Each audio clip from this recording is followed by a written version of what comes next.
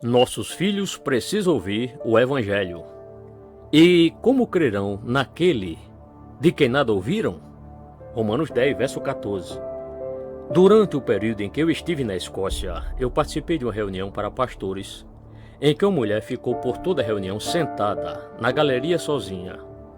Quando o trabalho terminou e eu estava quase desmaiando de cansaço, ela veio até mim e me perguntou se eu me lembrava dela. Eu disse que sim, mas não sabia de qual cidade ela era. Ela me disse que era de Londres, mas havia estado comigo e com o Sr. Sankey na campanha evangelística na cidade de Dundee. Então me recordei que ela havia ido de Londres até Dundee para levar seus 2 filhos para ouvir a pregação. Os garotos deviam ter cerca de 18 ou 19 anos de idade e eram gêmeos. O coração daquela mãe estava preocupada com a salvação de seus filhos.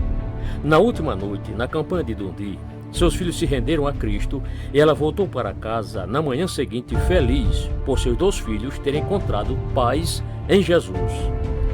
Algumas pessoas podem pensar que foi um exagero que era de viajar de Londres a Dundee com seus filhos apenas para que eles pudessem ouvir a mensagem do Evangelho. Mas na sexta-feira seguinte à campanha em Dundee, seu filho morreu tragicamente. Mas ela teve paz em saber que ele havia encontrado o Salvador e agora estava em seus braços eternos. Meus amigos, sejamos sinceros quanto à salvação de nossos filhos e das demais pessoas que amamos. Não devemos dar mais atenção a elas e falar do amor de Cristo ou levá-los para ouvir a mensagem do Evangelho? Eu oro para que haja muitos pecadores buscando o reino de Deus de todo o coração nesses dias. Não seja indiferente. Muito mais o sangue de Cristo, que, pelo Espírito Eterno, a si mesmo se ofereceu sem mácula a Deus, purificará a nossa consciência de obras mortas, para servirmos ao Deus vivo. Hebreus 9, verso 14. Certa vez eu estava saindo para pregar junto com um amigo pastor, em uma campanha de domingo, quando um jovem passou por nós em uma carruagem. Havia uma mulher idosa sentada ao seu lado e eu perguntei ao meu amigo quem é aquele jovem. Ele apontou para uma grande pradaria ao fundo e disse que tudo aquilo pertencia àquele rapaz. Seu pai havia perdido toda a propriedade por causa do alcoolismo, esbanjando e gastando muito dinheiro com suas farras. Por fim, ele morreu e deixou sua esposa e seu filho sem terem onde morar, sendo amparados em um lar para pessoas sem teto. E aquele rapaz, disse meu amigo, trabalhou duro, ganhou dinheiro e comprou a fazenda de volta. Depois buscou sua mãe e restituiu sua antiga condição. Naquele momento em que a carruagem passou por nós, ele a estava levando à igreja. Eu pensei que essa história era uma excelente ilustração a respeito da obra de Deus em nossa vida. O primeiro Adão, no Éden, nos entregou ao inimigo, mas o Messias, o segundo Adão, veio e nos resgatou de volta. O primeiro Adão nos deixou no abrigo para pobres, por assim dizer. O segundo Adão nos tornou reis e sacerdotes para Deus. Isso é redenção. Recebemos em Cristo tudo o que Adão perdeu e muito mais. As pessoas olham para o sangue de Cristo com indiferença e desprezo. Mas está chegando o tempo em que o sangue de Cristo valerá mais do que todos os reinos do mundo. O sangue de Cristo valerá mais para você do que toda a prata e ouro do mundo. Não se estribe em sua própria vontade. De fato, sem fé é impossível agradar a Deus, porquanto é necessário que aquele que se aproxima de Deus creia que Ele existe e que se torna galardoador dos que o buscam. Hebreus 11, verso 6. Suponhamos que eu peça para meu filho Willy buscar um copo de água para mim, mas ele não quer ir. Digo a ele que eu não perguntei se ele queria ir ou não, eu pedi para que ele fosse.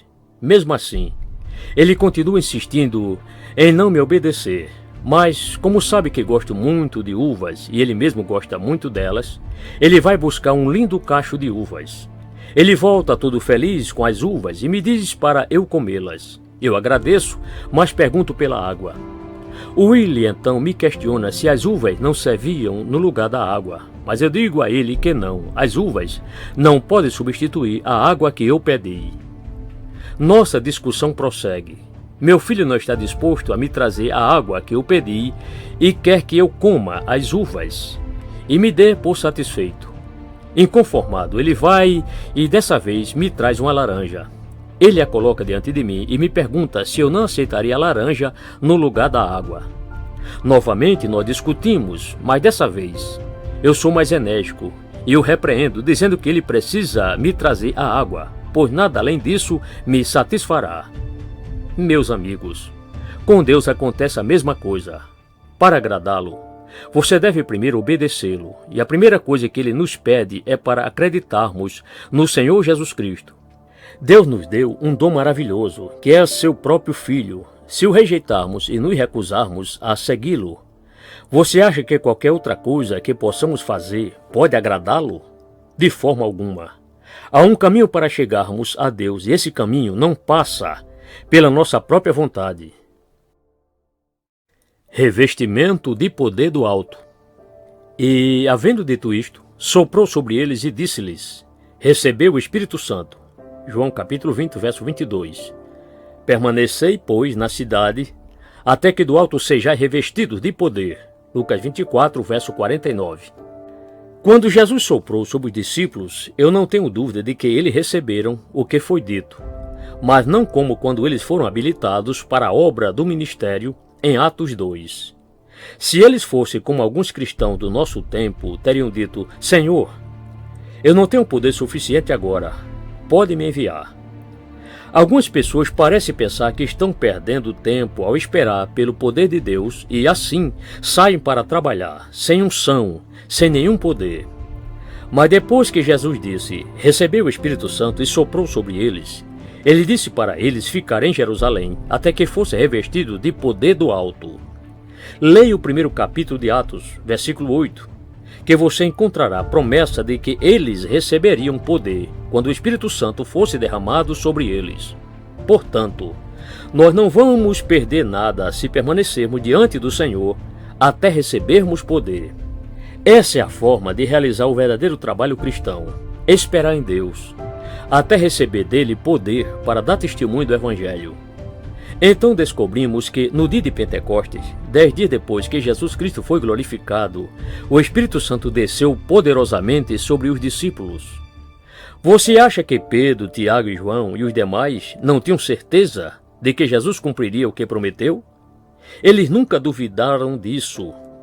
Talvez alguns questionem a possibilidade de ter o poder de Deus agora, dizendo que o Espírito Santo nunca mais veio em manifestação semelhante e nunca mais virá com tal poder. Mas eles se enganam. Feliz é aquele que anuncia o Evangelho sob esse poder maravilhoso. Boas notícias. Sendo justificados gratuitamente por sua graça, mediante a redenção que há em Cristo Jesus, a quem Deus propôs no seu sangue, como propiciação, mediante a fé, para manifestar sua justiça, por ter Deus, na sua tolerância, deixado impunes os pecados anteriormente cometidos, tendo em vista a manifestação da sua justiça no tempo presente, para ele mesmo ser justo e o justificador daquele que tem fé em Jesus.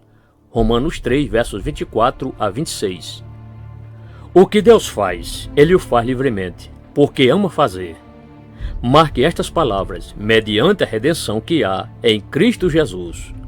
O pecador é justificado com Deus por sua graça incomparável, por meio do sangue de seu Filho.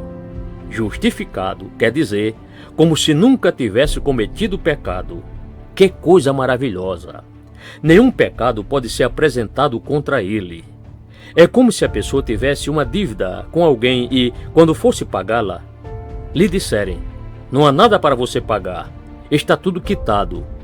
E a pessoa ficasse sem saber como aquilo poderia ter ocorrido. Isso tem a ver com substituição. Contudo, não saberíamos quem pagou nossa dívida. No nosso caso, nós sabemos quem foi: o Senhor Jesus Cristo.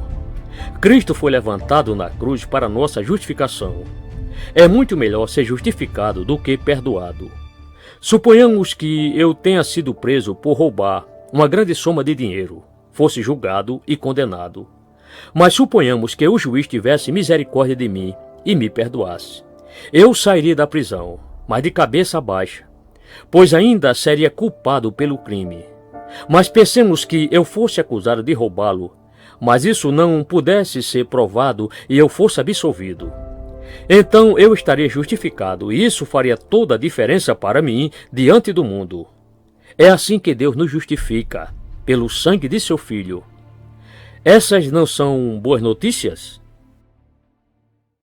Seja um canal para a pregação do Evangelho.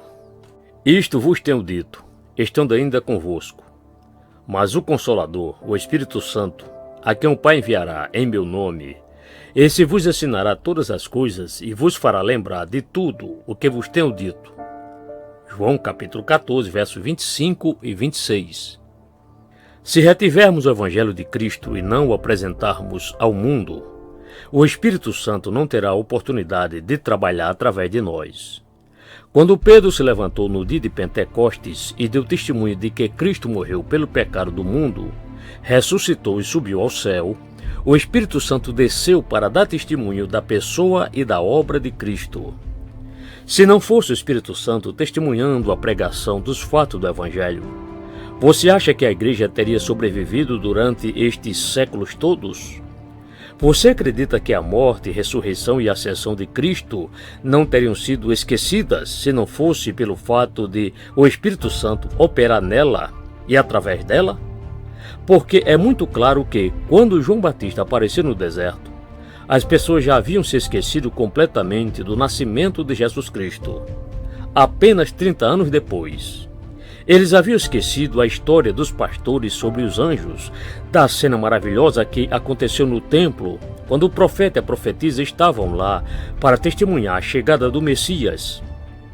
Eles haviam se esquecido dos sábios que vieram a Jerusalém para indagar onde havia nascido o rei dos judeus.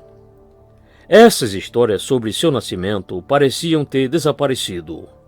O povo já as havia esquecido, mas quando João fez sua aparição no deserto, isso foi trazido de volta à mente deles. E se não fosse o Espírito Santo descendo para dar testemunho de Cristo, para testificar sobre sua morte e ressurreição, esses fatos teriam sido esquecidos. Bendito seja o Espírito Santo que opera sobre nós, a Igreja do Deus vivo. Vestes brancas. Um dos anciãos tomou a palavra, dizendo: Estes que se vestem de vestidura brancas, quem são e de onde vieram? Respondi-lhe: Meu senhor, tu sabes. Ele então me disse: São estes que vêm da grande tribulação, lavaram suas vestiduras e as alvejaram no sangue do Cordeiro, razão porque se acham diante do trono de Deus e o servem de dia e de noite no seu santuário. E aquele que se assenta no trono estenderá sobre eles o seu tabernáculo. Apocalipse capítulo 7, versos 13 a 15. Como lavar nossas vestes, a não ser no sangue do Cordeiro? Como limpar nossa alma das manchas do pecado, se não passarmos pelo sangue do Filho de Deus? Eu oro para que todos possamos ter a consciência de que não há outro caminho para isso senão por Jesus. Os que lavaram suas vestiduras e as alvejaram no sangue do Cordeiro estão cantando a doce canção da redenção. Que todos possamos ter a felicidade de nos juntarmos a eles. Levará alguns anos, no máximo, antes de estarmos lá para cantar a doce canção de Moisés e do Cordeiro. Mas se você morrer sem Cristo, sem esperança e sem Deus, onde você estará? Seja sábio e não despreze o sangue de Cristo. Um velho pregador do Evangelho, em seu leito de morte, disse: Traga-me a Bíblia. Seus amigos a levaram e ele a abriu e colocou o dedo sobre 1 João capítulo 1, verso 7, que diz: E o sangue de Jesus, seu Filho, nos purifica de todo pecado. Então ele olhou para os presentes e disse: Eu morro na esperança que traz esse versículo. Não foram os 50 anos de pregação, mas o sangue de Cristo que lhe deu segurança da vida eterna. Queira Deus permitir que, quando finalmente nos apresentarmos diante do grande trono branco, nossas vestes estejam lavadas no sangue purificador de Cristo. Nossa moralidade não tem valor diante de Deus. A isto respondeu Jesus: em verdade te digo que, se alguém não nascer de novo, não pode ver o reino de Deus. João capítulo 3, verso 3. Uma pessoa que se considera boa é tão culpada por seus pecados quanto qualquer outro ser humano. Sua moralidade não pode salvá-la. Jesus afirma enfaticamente em Lucas 13, verso 3: se, porém, não vos arrependerdes, todos igualmente perecereis. Algumas pessoas boas dizem que a obra do Evangelho está indo bem quando está alcançando os bêbados, jogadores e prostitutas. Mas elas não percebem que precisam da graça de Deus tanto quanto estas pessoas caídas. Nicodemos provavelmente foi um dos homens mais morais da sua época. Ele era um mestre da lei, mas, ainda assim, Cristo disse a ele: se alguém não nascer de novo, não pode ver o reino de Deus. Só a morte expiatória do Cordeiro de Deus é eficaz para isso. Ele não tinha pecado que necessitasse ser expiado, então Deus aceitou o seu sacrifício. Cristo é o fim da lei, oferecido para a justificação de todo aquele que crê. Somos justos aos olhos de Deus porque a justiça que vem pela fé em Jesus Cristo foi dada a todos os que creem. Se tivéssemos que viver para sempre com nossos pecados, olhando para o dedo de Deus, escrevendo na parede, pesado foste na balança e achado em falta, Daniel 5:27, seria o inferno na terra para nós. Mas devemos agradecer a Deus pelo evangelho que pregamos, pois, segundo ele, se nos arrependermos dos nossos pecados, eles serão todos apagados. Como aprendemos em Colossenses capítulo 2, versos 13 e 14.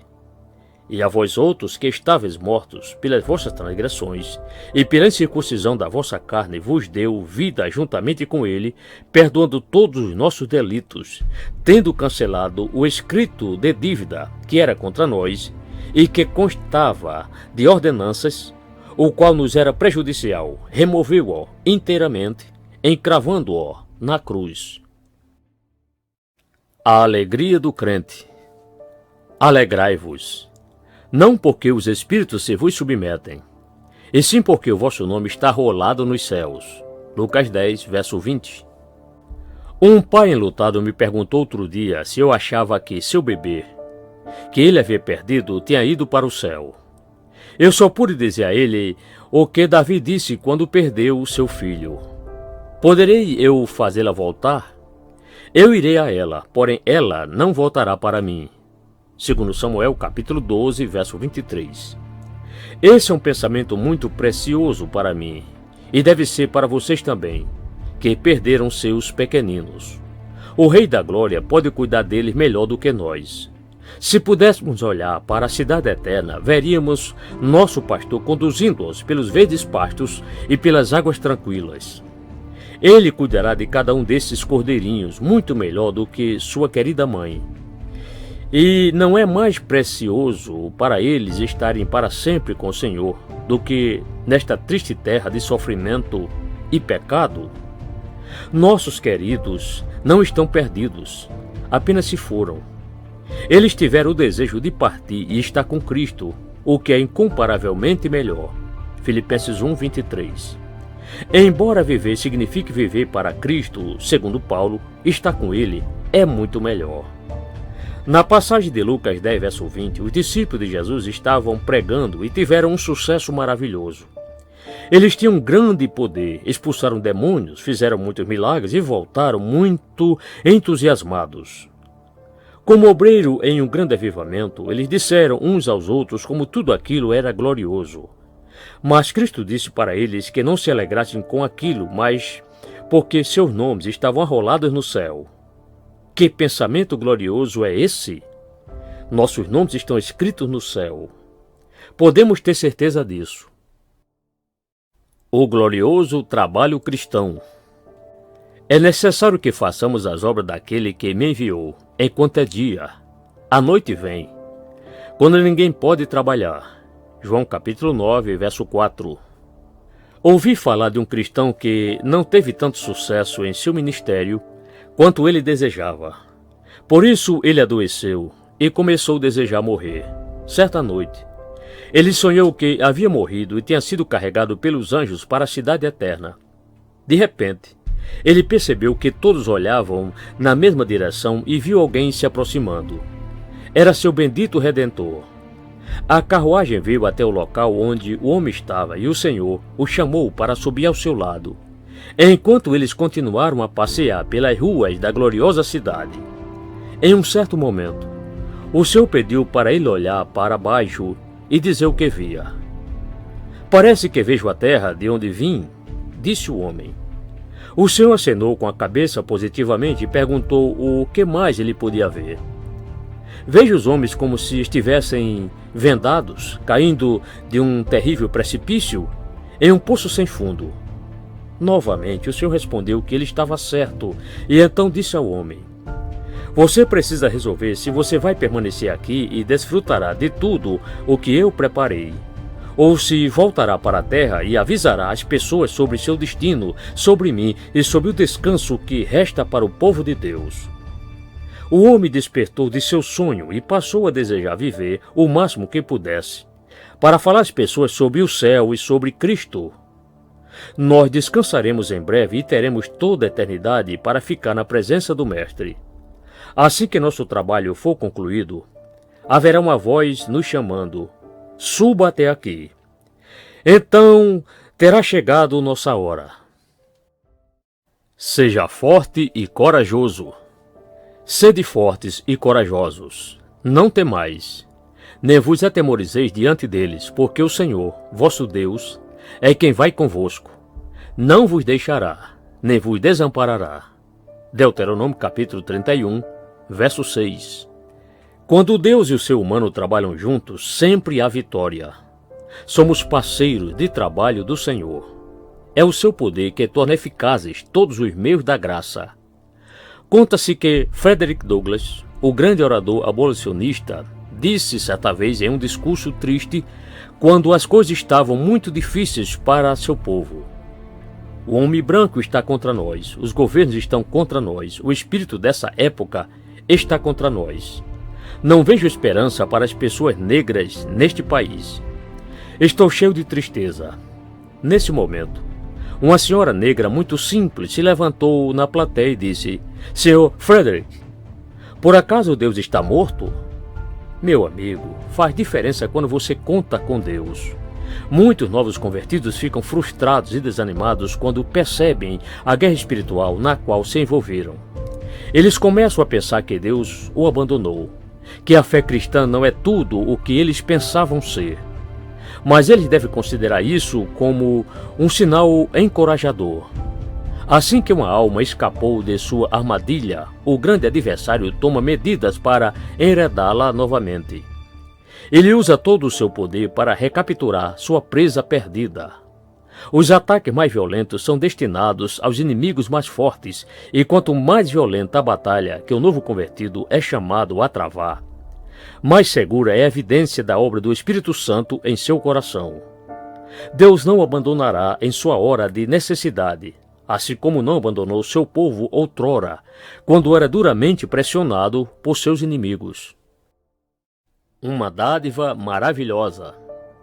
Porque pela graça sois salvos, mediante a fé.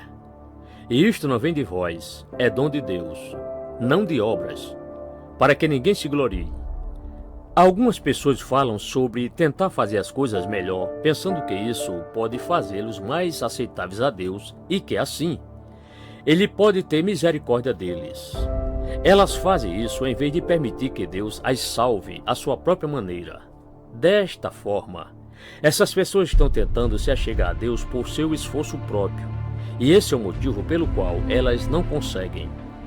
Acredito que esse esforço é um dos grandes obstáculos no caminho da salvação de alguém, pois isso significa tentar colocar suas boas obras no lugar da fé no Salvador. Pela graça sois salvos, diz as Escrituras, e eu tenho certeza de que haveria muito orgulho no céu se pudéssemos chegar até lá por meio de nossas obras. Porém, não podemos fazer isso de forma alguma. Se chegarmos no céu, terá de ser pela graça soberana de Deus. A salvação é uma dádiva de Deus e devemos recebê-la dessa forma. Assim não levaremos conosco a vanglória para o céu. Em toda a Bíblia, a salvação é chamada de dom ou dádiva. Sendo assim, ela não deve ser acompanhada de obras e nem comprada por dinheiro. Ela não seria uma dádiva se pagássemos por ela, mesmo que fosse 1 centavo. Então podemos nos perguntar a quem ele oferece esse presente maravilhoso. Seria apenas para os justos? É claro que não. Na verdade, ele oferece para todo mundo. Ele oferece aos pecadores. E se alguém pode aceitar que é pecador, posso mostrar que ele tem um Salvador. Se alguém pode provar que nasceu neste mundo, posso provar que Deus providenciou um Salvador para ele. Nossa confiança em Deus. Deus não é homem, para que minta, nem filho de homem, para que se arrependa. Porventura, tendo ele prometido, não o fará? Ou, tendo falado, não o cumprirá? Números 23, verso 19. Se uma pessoa me diz que tem um grande respeito por mim, que me admira muito, mas não acredita em uma palavra do que eu digo, eu acho difícil de acreditar no que ela disse primeiro. Mas é assim que muitas pessoas falam sobre Deus. Elas dizem que reverenciam a Deus, que respeitam seu nome, mas não acreditam nele. Por que elas não são honestas e não dizem logo que não querem crer nele? A verdade é que não há nenhuma razão pela qual as pessoas não possam crer em Deus. Eu desafio qualquer um na face da terra a colocar o dedo em uma promessa que Deus já fez e dizer que ela não se cumpriu. Se você disser que não pode acreditar no ser humano, há alguma razão para isso, porque as pessoas muitas vezes dizem o que não é verdade. Mas Deus nunca mente. Portanto, creia em Deus e creia no que diz Pedro. Não retarda o Senhor a sua promessa, como alguns a julgam demorada. Pelo contrário, ele é longânimo para convosco, não querendo que nenhum pereça, senão que todos cheguem ao arrependimento. 2 Pedro 3, verso 9. Precisamos entender que a falta de fé em Deus é a pior coisa que pode nos acontecer no mundo. A incredulidade é a própria raiz de todo o pecado.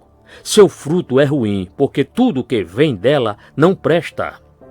Que Deus abra nossos olhos para vermos que Ele é verdadeiro e que todos nós sejamos levados a colocar nossa plena confiança em Sua santa palavra.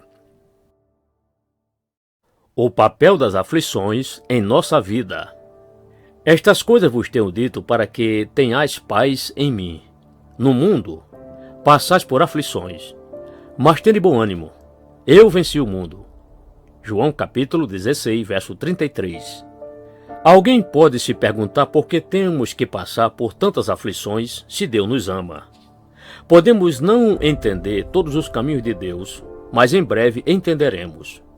Paulo nos ajuda em relação a isso quando afirma que nós podemos saber que todas as coisas cooperam para o bem daqueles que amam a Deus. Romanos 8, 28. Devemos pensar que Deus nos dá aflições de vez em quando, para que possamos saber que aqui não é o nosso lugar. Nós não pertencemos a este mundo, somos peregrinos e estrangeiros viajando por este mundo. E nossa cidadania é lá, de cima.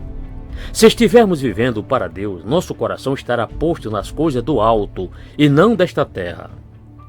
Conheci uma criança com um problema grave de saúde. Procurei o melhor médico que pude encontrar em Chicago e, quando ele prescreveu uma receita, fui ao melhor farmacêutico da cidade. Não fui a nenhum dos balconistas, fui até o farmacêutico, que era um homem muito cuidadoso, e o observei. Ele pegou um frasco e depois outro, e assim sucessivamente. Ele foi derramando aqueles componentes em um único frasco. Ele misturou tudo e aquele composto se tornou exatamente o que a criança precisava. Talvez qualquer um dos compostos sozinhos poderia ter matado a criança, mas todos eles trabalharam juntos para seu bem. Assim acontece conosco. Temos um pouco de aflição aqui, um pouco de prosperidade ali, tudo trabalhando junto para o bem daqueles que amam a Deus.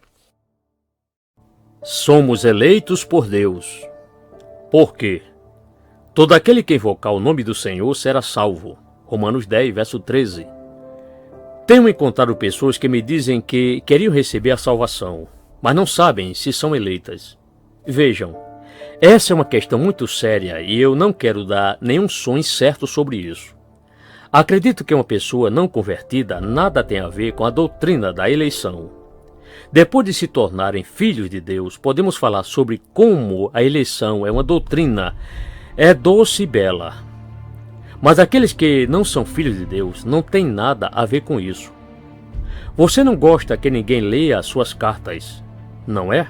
Bem, a doutrina da eleição foi escrita em uma carta particular destinada aos filhos e filhas de Deus. Não é de admirar que o mundo fique intrigado com isso. Não é de admirar que eles não possam entender. É porque isso não foi feito para eles. Suponhamos que haja uma apresentação e eu esteja andando perto do local e pergunte a alguém que está na porta se eu posso entrar. A pessoa me pergunta se eu tenho um ingresso e eu digo que não. Eu não paguei por um e não o tenho.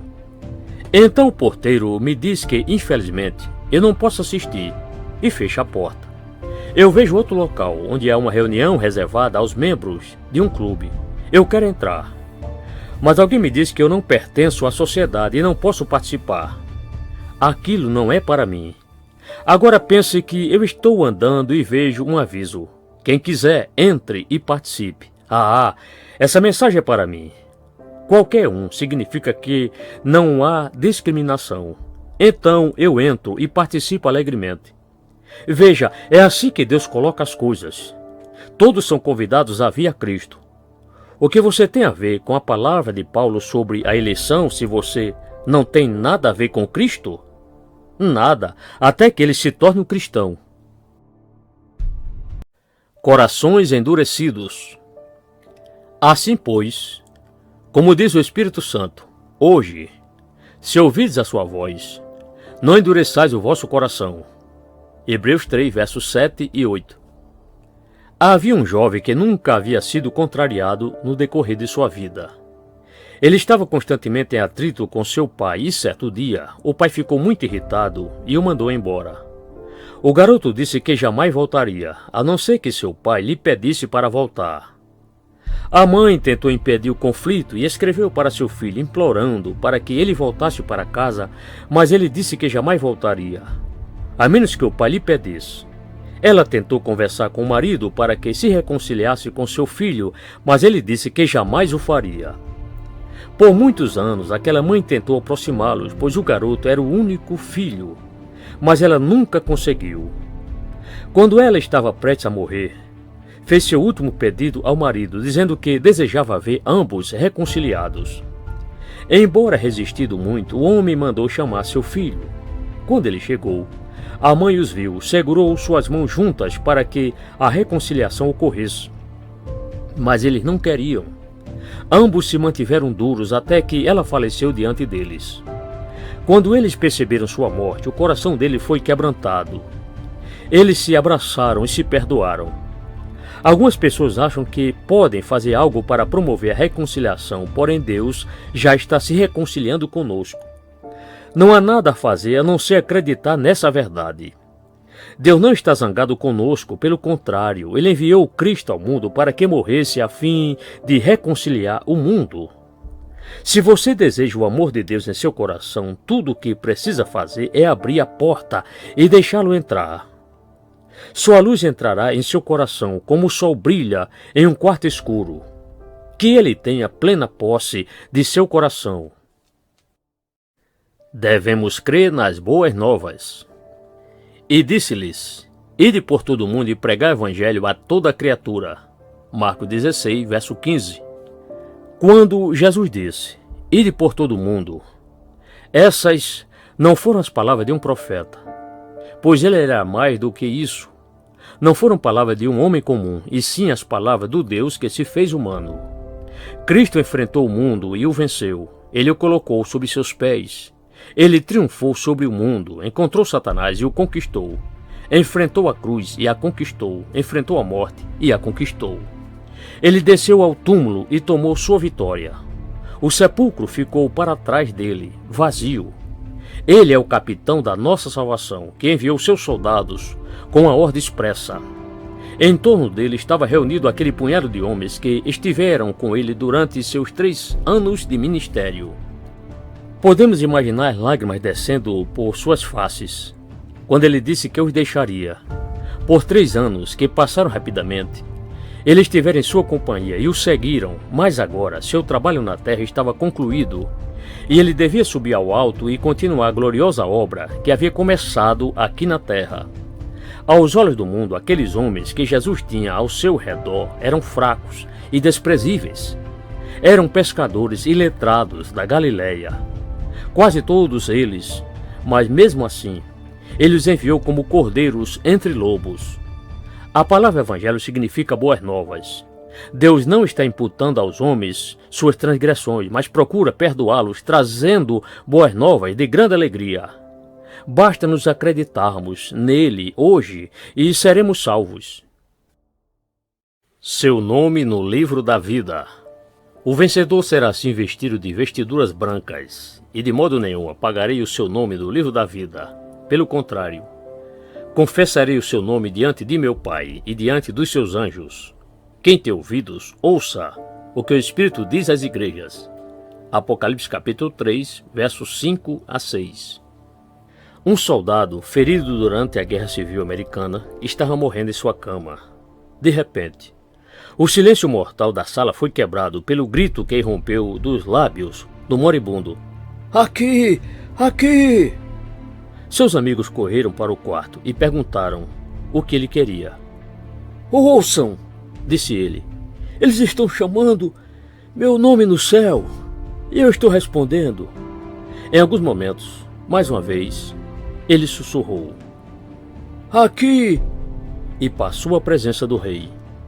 Se tivermos certeza de que nossos nomes estão escritos no livro da vida, que está no céu, a próxima coisa mais importante é termos certeza de que os nomes de nossos filhos estão lá. A promessa não é apenas para nós, mas também para nossos filhos. Mãe, pai, o nome de seu filho está escrito no livro da vida do Cordeiro?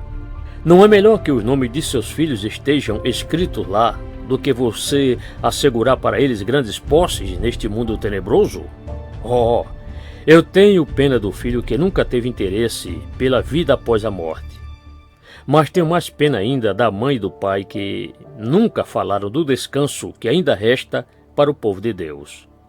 Que Deus torne os pais e mães mais fiéis e comprometidos com esse seu encargo solene, para que seus filhos cresçam para ser uma bênção para o mundo e, finalmente, encontrarem uma vida de paz no céu. O perdão divino. Também de nenhum modo me lembrarei dos seus pecados e das suas iniquidades para sempre. Hebreus capítulo 10, verso 17. Paulo diz em 1 Coríntios capítulo 15, versos 1 a 3, que a boa nova que ele anunciou ao povo de Corinto é que Cristo morreu por nossos pecados, segundo as Escrituras. Cristo morreu, não como um mero mártir, como algumas pessoas nos dizem. Ele não morreu apenas para mostrar o amor que ele tinha pelo mundo. Ele não morreu para convencer o mundo que o amava. Havia um significado mais profundo em sua morte. Ele morreu no lugar do ser humano. Disse ele, eu dou minha vida para a reassumir. João 10:17. Durante 18 meses antes de morrer, ele disse que iria para Jerusalém e lá seria entregue nas mãos dos gentios, seria morto e no terceiro dia ele ressuscitaria. Para esse propósito ele veio ao mundo, não apenas para viver, mas para morrer pelo mundo, a fim de que, por meio de sua morte, pudéssemos entrar na vida eterna. Assim, os pecados foram lançados fora do tempo e da eternidade, pois, quando Deus perdoa, seu perdão é completo e eterno. Muitas vezes nós, seres humanos, dizemos que perdoamos, mas não nos esquecemos, guardamos lembranças e ressentimentos. Não é assim com o Senhor. Ele diz que não se lembrará mais dos nossos pecados. E é esse um dos pensamentos mais preciosos da Bíblia. Se o sangue de Jesus Cristo expiou meus pecados, eles estão cobertos e apagados para toda a eternidade. Nenhum deles será mencionado no dia do juízo. Devemos erguer a cabeça e nos regozijarmos em pensar que nosso pecado foi apagado para sempre Eles se foram, pois Deus os lançou nas profundezas do mar. Miqueias 7:19.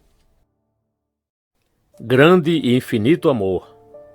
Quando chegaram ao lugar chamado Calvário, ali o crucificaram, bem como aos malfeitores, um à direita, outro à esquerda. Contudo, Jesus dizia: Pai, perdoa-lhes, porque não sabem o que fazem. Então, repartindo as vestes dele, lançaram sortes. Lucas capítulo 23, versos 33 e 34. O amor de Deus é infalível. Posso imaginar alguns dizendo que acreditam que Cristo ama apenas aqueles que o amam e guardam seus mandamentos, mas não aos pecadores, pobres, miseráveis e vis, que ele nunca os reconhecerá, porque esses nunca guardaram seus mandamentos, e por isso ele os odeia. Não diga que na Bíblia Deus está zangado com o pecador para sempre. A prova mais forte do amor de Deus é que ele deu seu Filho para morrer pelos nossos pecados.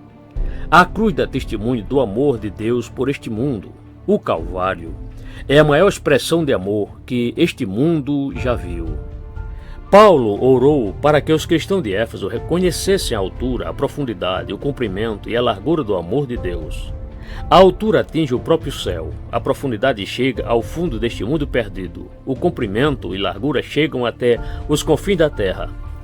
Havia algo mais forte do que aqueles pregos de ferro que o prendiam àquela cruz. Era o amor que ele tinha por esse mundo que perece. Como saberemos o tamanho desse amor se não formos ao Calvário e não vermos como ele morreu? Ele morreu para que você e eu pudéssemos viver e ouvir aquele grito terrível emanado da cruz: Pai, perdoa-lhes, porque não sabem o que fazem. Esse poderoso amor está disponível a mim e para você. Nossa vitória sobre a morte. Onde está, ó morte, a tua vitória? Onde está, ó morte, o teu aguilhão? 1 Coríntios capítulo 15, verso 55. Se uma vespa pousasse em sua mão, você teria medo de ser picado, mas, caso o ferrão dela tivesse sido removido, você não teria mais medo dela. É exatamente isso que Cristo fez. Ele tirou o ferrão da morte, e nós não temos mais que temê-la. Esta vida terrena passará, esta habitação em que moramos será demolida, mas temos da parte de Deus um edifício, casa não feita por mãos, eterna, nos céus. 2 Coríntios capítulo 5, verso 1.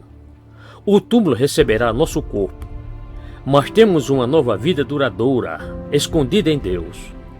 Tornamo-nos participantes da natureza divina, como lemos em João capítulo 3, verso 36. Quem crê no Filho tem a vida eterna. Como a morte pode tocar isso? Ela não pode. A morte colocou sua mão fria sobre Cristo uma vez, mas ela nunca o fará novamente. A morte pode chegar furtivamente e colocar sua mão sobre nós e nos tirar deste corpo, mas seremos vestidos com a imortalidade e o veremos e seremos como ele. Em vez de recebermos um corpo sujeito ao pecado, receberemos um corpo glorificado, que o pecado não mais poderá tocar. Eu costumava pensar que o túmulo era o lugar mais escuro e sombrio do mundo, mas com Cristo, essa escuridão se foi para mim, e posso ouvir uma voz que sai da sepultura: porque eu vivo, vós também vivereis. João 14, verso 19. O túmulo não tem mais a vitória. Ele a perdeu. Portanto, podemos dizer agora: onde está, ó morte, a tua vitória? O Filho de Deus tirou a vitória do túmulo. É isso que o Evangelho nos diz. Não há distinção. Porque Deus amou ao mundo de tal maneira que deu seu Filho unigênito, para que todo o que nele crê não pereça, mas tenha vida eterna. João capítulo 3, verso 16.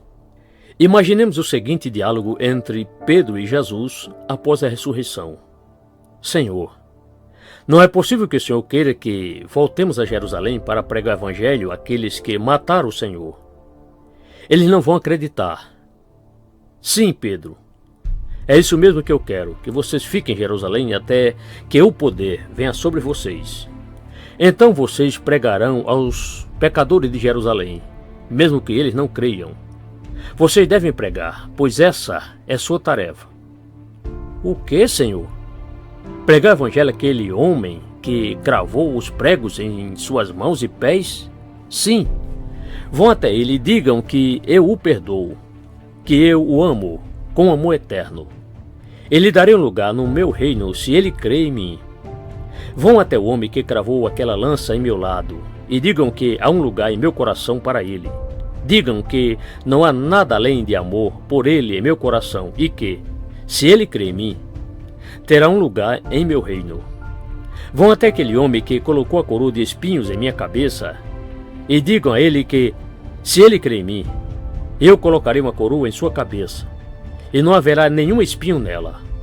Procure aquele homem que cuspiu meu rosto e digam que eu o amo e que ele pode ser salvo se ele crer no evangelho e se arrepender de seus pecados. Prego o evangelho a todas as criaturas. Sim, meus irmãos, o evangelho é uma oferta estendida a todos, sem distinção. A vida no céu. Ele lhes enxugará dos olhos toda lágrima, e a morte já não existirá. Já não haverá luto, nem pranto, nem dor, porque as primeiras coisas passaram. Apocalipse capítulo 21, verso 4. Há pessoas que acreditam que não temos como saber como será nossa vida no céu e que não devemos nos preocupar com isso. Mas se o Senhor não quisesse que soubéssemos sobre o nosso futuro no céu, não haveria nada nas Escrituras sobre esse assunto. O nosso problema é que estamos muito ocupados, temos tanto em que pensar, tantos cuidados, tantos prazeres, tanto do mundo, que não paramos para pensar sobre o lugar, para onde estamos indo, ou como será nosso futuro na cidade celestial. Muitos têm se associado a pessoas incrédulas e passado a duvidar da existência do céu. Elas deixam de crer que realmente viverão lá com Deus. Mas, meus irmãos, o céu existe. Ele tem localização e lá é a morada de Deus. Encontramos na oração do Senhor Jesus as palavras Pai nosso que estás nos céus, Mateus 6, verso 9. Ele não está na terra, está nos céus. Não existe uma cidade como a Nova Jerusalém em nenhum lugar deste mundo. Se pudesse ser encontrada uma cidade neste mundo em que não houvesse morte, onde não pudesse entrar o pecado e nada que a contaminasse, onde a tristeza e a morte não existissem e onde as lágrimas nunca brotassem dos olhos, muitos desejariam ir com pressa para lá. Uma cidade sem lágrimas, porque ali não haveria dor nem luto. Mas apenas no céu haverá um lugar assim. Ah, que cidade! Vale a pena viver para esperar pelo dia em que moraremos nela. E se não vivermos para morar no céu, para o que então viveremos? A porta ainda está aberta. Disse o Senhor a Noé: entra na arca. Gênesis capítulo 7, verso 1. É possível que você pense que o mundo está melhorando, crescendo, e por isso acredite que não faz sentido que Deus o destrua, já que as pessoas estão se dando tão bem, acumulando riquezas e prosperando. Por que Deus julgaria o mundo só por causa do pecado? Para muita gente, a ideia de um juízo divino não tem sentido. É assim que muitos pensam em nossos dias. No entanto, quando olhamos para Noé antes do dilúvio, vemos que ele colocou tudo o que ele possuía, junto com toda a sua família, dentro da arca que Deus ordenou que ele construísse. Gênesis 6, verso 18. Noé viveu de forma que seus filhos pudessem ter confiança em sua piedade, mesmo vivendo em um tempo sombrio, em meio a zombadores e incrédulos. E ele foi fiel à tarefa de orientar seus filhos para que o seguissem. Deus estendeu sua graça ao mundo do tempo de Noé por 120 anos, antes de julgá-lo. Sem dúvida, ele deu esse tempo para que a humanidade pudesse se arrepender. E se eles tivessem se arrependido, teriam sido salvos. Mas eles não se arrependeram e Deus fechou a porta. Lembre-se de que não foi Noé quem a fechou, foi o Todo-Poderoso. E quando Deus fechou a porta, o tempo da graça acabou, o dia da misericórdia se foi. Quando o dono da casa se levanta e fecha a porta, não há mais esperança. Portanto, clamemos pela misericórdia de Deus antes que seja tarde demais. Hoje é o dia da misericórdia, é o dia da graça, é o tempo aceitável do Senhor. Este é o dia em que a porta está totalmente aberta e nele Deus diz: Entre. Deus chama você para se abrigar da tempestade que está por vir. O dia do juízo está próximo. Nosso lar celestial. Mas Estevão, cheio do Espírito Santo, fitou os olhos no céu e viu a glória de Deus e Jesus que estava à sua direita e disse: Eis que vejo os céus abertos e o Filho do Homem em pé à destra de Deus. Atos capítulo 7, versos 55 e 56. Estevão estava disposto a selar seu testemunho com seu sangue quando o apedrejaram. Ninguém poderia resistir ao seu poderoso testemunho, pois ele tinha o Espírito de Deus repousando sobre ele. Enquanto ele falava sobre o Filho de Deus, ele viu o céu aberto e Cristo assentado à destra de Deus. O Filho de Deus se levantou para assistir ao conflito e para dar-lhes boas-vindas em seu reino. Jesus não se esqueceu de seus discípulos naqueles dias, e ele ainda está interessado em sua igreja, que está na terra. Muitos foram estimulados pelo zelo de Estevão para irem e entregarem suas vidas pelo Evangelho. Será que teremos crentes nestes dias que estarão dispostos a morrer corajosamente por Cristo, se necessário, em vez de desistir da verdade? O que torna o céu um lugar tão atraente para nós não são as paredes de jaspe, os portões perolados ou suas ruas pavimentadas com ouro transparente. O que torna a sua e minha morada eterna tão querida são as pessoas queridas que ali moram. Se pensássemos mais no céu e naqueles que estão lá, não teríamos uma mente tão terrena. Estamos na terra apenas de passagem, ficaremos aqui apenas por um breve tempo e logo estaremos nesse outro mundo. Veremos Deus o Pai, Cristo o Filho, os anjos e os santos, nossos entes queridos que morreram em Cristo. Todos estarão lá. Reconheceremos nossos amigos, vamos amá-los e estaremos para sempre com eles. Nenhuma haverá separação naquela cidade. Essa vida não pode ir para o túmulo, pois é uma vida eterna, que nunca acabará. Ensine seu filho sobre a vida eterna. Ensina a criança no caminho que deve andar, e ainda quando for velho, não se desviará dele. Provérbios capítulo 22, verso 6. Sempre que eu penso na responsabilidade dos pais para com seus filhos, eu me lembro de um homem muito rico que, no entanto, teria dado tudo o que tinha se pudesse trazer de volta do túmulo seu filho mais velho. Certo dia, o menino foi levado para casa inconsciente. Eles fizeram tudo o que era possível para restaurá-lo, mas em vão. O pai chorou amargamente, pois ele nunca tinha orado por seu filho, nem ensinado nada da Bíblia para ele.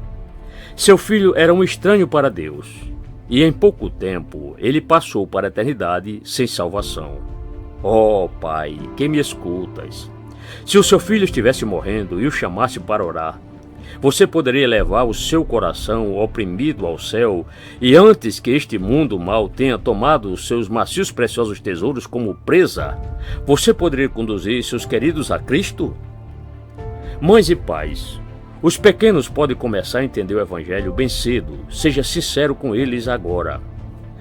Você não sabe quando ele pode ser tirado de você, ou se você pode ser tirado dele. Ninguém sabe. Portanto, permita que seu filho saiba que você se importa com sua alma 1.000.000 de vezes mais do que você se importa com as coisas materiais. E se você mesmo nunca pensou quão pouco lhe valeria ganhar o mundo inteiro e perder sua própria alma, eu imploro que não deixe outro sol se pôr antes de poder dizer que o nome do seu filho está escrito no livro da vida do Cordeiro. Esperança ao invés de luto. Disse-lhe Jesus: Eu sou a ressurreição e a vida. Quem crê em mim, ainda que morra, viverá. João capítulo 11, verso 25. Um homem da cidade de Londres escreveu uma carta para seus conhecidos quando perdeu sua mãe muito querida. Há um costume entre os ingleses de colocar uma taja preta na borda da carta, em sinal de luto, mas, ao invés disso, ele colocou uma taja dourada como referência às ruas de ouro que a Bíblia diz que há no céu, pois tinha certeza de que sua mãe havia ido para lá. A carta dizia: Por favor, não chame isso de morte, pois a vida de minha mãe apenas começou. Ela atravessou o mar da vida e chegou ao seu lar. Seu espírito redimido alcançou seu destino, onde não há choro, sofrimento e pecado. Ela está segura na casa de seu pai, no lugar preparado pelo amor de seu Salvador. Ela partiu deste mundo pecaminoso para estar com Jesus. Sim, isso é a vida. Na mesma carta havia outro texto intitulado A Voz do Céu. Como se sua mãe falasse sobre seu novo lar, com estas palavras, aspas, eu brilho na luz de Deus, sua semelhança está estampada sobre minha face. Pelo vale da morte meus pés caminharam, agora eu reino na glória eterna. Se você tem amigos que atravessaram o Jordão, não fique de luto, saia e trabalhe para o Mestre. Não existe coração ferido aqui, nenhuma dor aguda, intensa. Não há rosto perdido onde a lágrima tenha rolado e deixado sua marca. Eu alcancei as alegrias do céu. Eu sou uma das santas que venceram. Há uma coroa de ouro em minha cabeça e uma harpa em minhas mãos. Todos a quem Jesus libertou cantam uma nova canção. Fecha aspas. Naquele lindo lar, não morreremos e viveremos para sempre com Jesus. Se temos pessoas queridas que atravessaram o rio, não vamos ficar de luto, vamos sair e trabalhar para o Mestre. Nosso verdadeiro tesouro. Buscai, pois, em primeiro lugar, o seu reino e a sua justiça. E todas estas coisas vos serão acrescentadas. Mateus capítulo 6, verso 33. Buscar primeiro a Deus é um mandamento. Porém, alguns dizem que não o buscam porque tem muitas coisas para fazer, que os tempos têm sido muito difíceis e eles precisam sustentar suas famílias. Mas Deus nunca comete erros e não nos manda fazer algo que não possamos fazer. Se Ele diz para buscarmos primeiro o seu reino, devemos fazer isso acima de qualquer outra coisa. Alguém pode dizer que já viu uma pessoa perversa ficar muito rica. Eu também. Mas ela pode ser rica e não ser próspera, pois, como se diz, nem tudo que reluz é ouro. Ter grande riqueza não implica em ter contentamento. A pessoa pode ser rica e não ter paz de espírito. Se eu quisesse encontrar um morto-vivo, bastaria subir pelas belas avenidas da cidade e olhar dentro das mansões que há nelas. Não é preciso ir a um bordel e a lugares entenebrecidos pelo pecado. Há pessoas assim nesses lugares também, mas outros estão entre as pessoas mais ricas desse mundo. A razão de haver tantas trevas e miséria neste mundo é porque as pessoas vão contra a palavra de Deus. A última coisa que elas pensam é em buscar o reino de Deus, e muitos dizem que quando tiverem uma vida mais cômoda e tiverem tempo, resolverão as questões da sua alma. A riqueza deste mundo não pode ser levada para a eternidade. Por isso, mesmo que a pessoa seja milionária, quando morrer, não terá mais nada. A verdadeira riqueza não é deste mundo, então, ajunte tesouros no céu e não aqui. Enquanto vivermos em desobediência a Deus, não podemos esperar prosperar. Receberemos nossa coroa.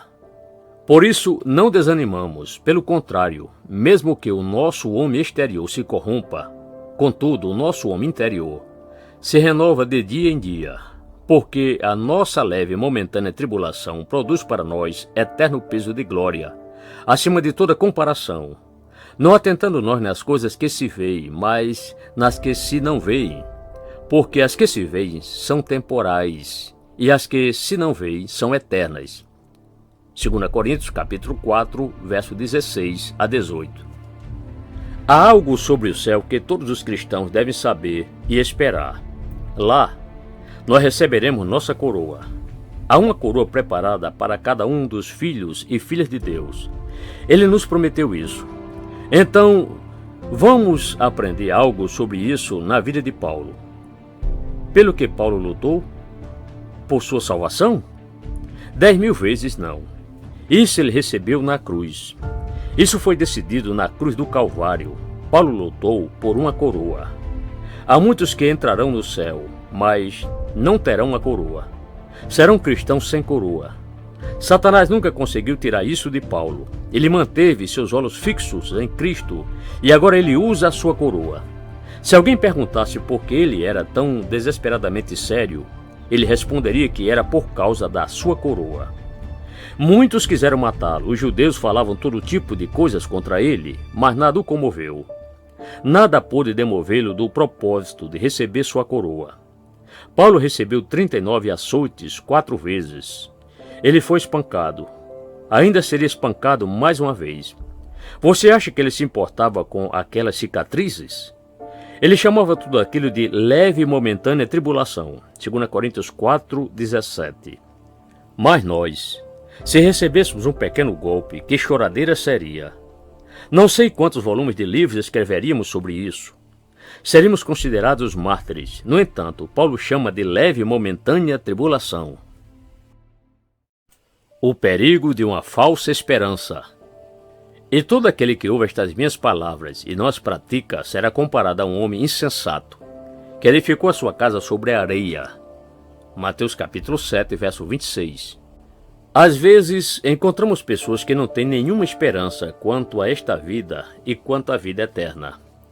É de gente assim que vêm os suicídios, pois quando se chega a esse ponto, a pessoa fica totalmente desanimada, abatida, sem nenhuma esperança. Mas, mesmo nesses casos, a pessoa pode se voltar para o Deus da esperança, o Deus da Bíblia. Por outro lado, há aqueles que acham que têm esperança, pois eles frequentam a igreja, porém, mesmo que frequentarem todos os cultos, ainda assim poderiam não ter uma esperança verdadeira, caso os cultos estivessem tomando o lugar de Jesus Cristo. Se fizerem isso, seu descanso estará sobre um alicerce podre, colocado sobre a areia, e quando as tempestades vierem, sua casa cairá. Alguém pode colocar as vestes da religião e professar ser o que não é. Pode até ganhar prestígio com isso, mas não há proveito no que se ganha com a hipocrisia. Sua esperança se vai, pois é uma esperança traiçoeira, e não serve para nada. Outros podem afirmar que não são injustos ou hipócritas, porém muitos que pensam assim, no final das contas, são, em alguma medida. Tentam se passar por mais do que valem, fazendo outros acreditarem que são melhores do que realmente são. Deus pede de nós honestidade, retidão. Ele deseja que sejamos verdadeiros em tudo. Haverá muitos que acordarão e descobrirão que sua esperança é falsa. O que Deus deseja é que nos tornemos verdadeiros, como Ele é.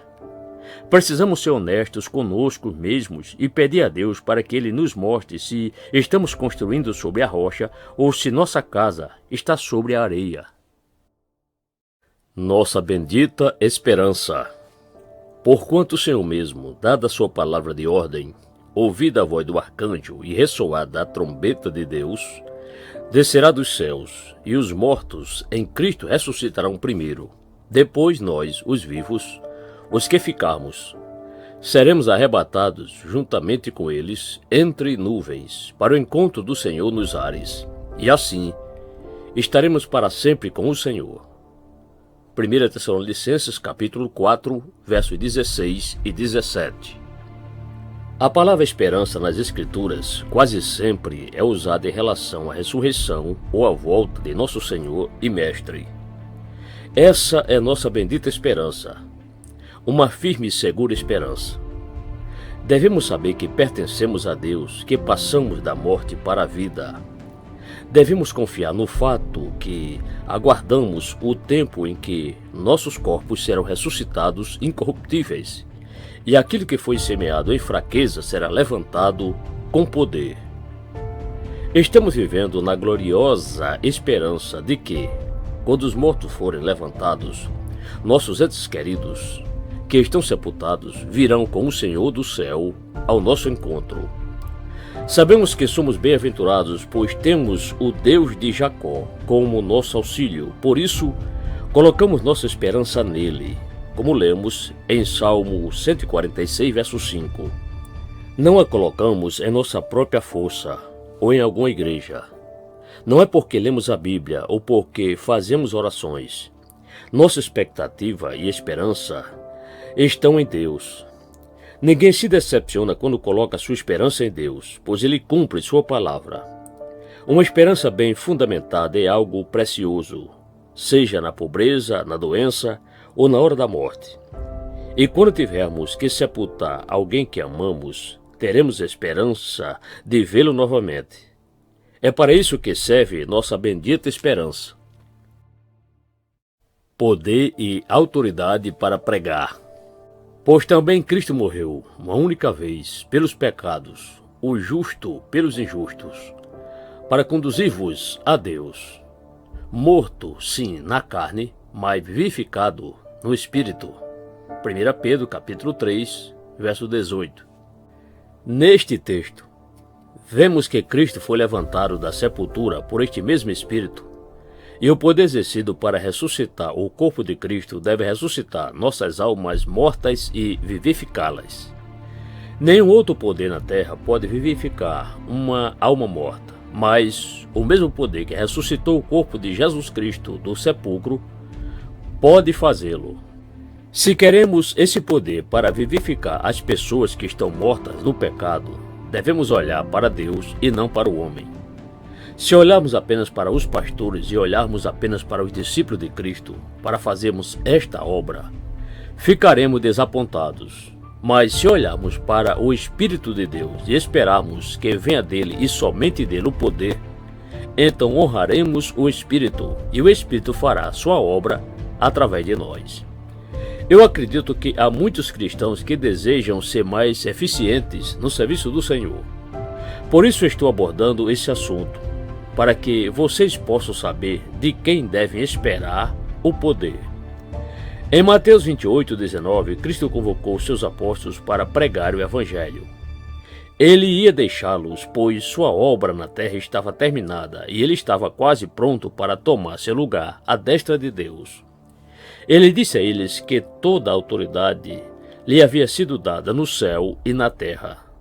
Se Cristo fosse um mero homem, como algumas pessoas tentam mostrar, teria sido uma blasfêmia ele dizer aos discípulos para batizar as pessoas em nome do Pai, em seu próprio nome, e no de o Espírito Santo, pois ele estava se fazendo igual ao Pai. Por isso, vamos olhar para Cristo e pregar o Evangelho sob o poder do Espírito Santo. Não perca sua alma. Habitou Abrão na terra de Canaã, e Ló nas cidades da campina, e ia armando as suas tendas até Sodoma. Gênesis capítulo 13, verso 12. Ló armou sua tenda em direção a Sodoma. Olhou para a cidade e viu que ali seria um bom lugar para fazer seus negócios, e que poderia ganhar rapidamente muito dinheiro. Em seguida, aquela cidade entra em guerra e Ló foi feito prisioneiro com sua esposa e seus filhos. Quando Abraão soube, ele chamou seus servos e foi atrás do inimigo, os alcançou, pegou Ló e sua família e o levou de volta para as planícies. Ló deveria ter permanecido fora de Sodoma, junto à tenda e o altar, pois naquela cidade não temos indício dele ter tido um altar de adoração ao Deus de Abraão. Ele apenas queria ganhar dinheiro e não adorar.